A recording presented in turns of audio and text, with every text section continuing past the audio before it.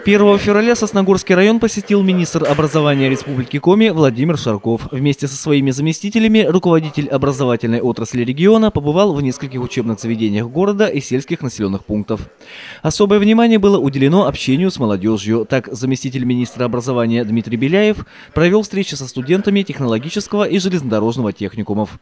2012 год в Республике Коми объявлен годом молодежи, рассказал чиновник будущим специалистам.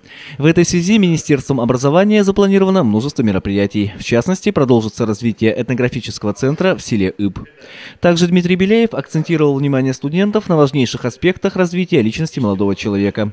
Готовясь к вступлению во взрослую жизнь, юноша или девушка должны четко определять жизненные приоритеты, уметь работать в команде и видеть перспективы своего как личностного, так и профессионального развития.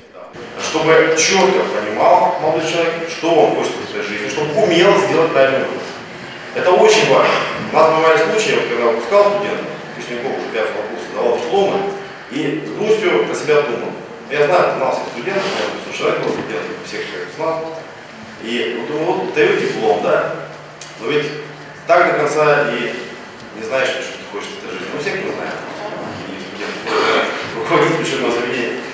Надеюсь, не даст соврать, что на самом деле всех мы студентов знаем, видим и так далее.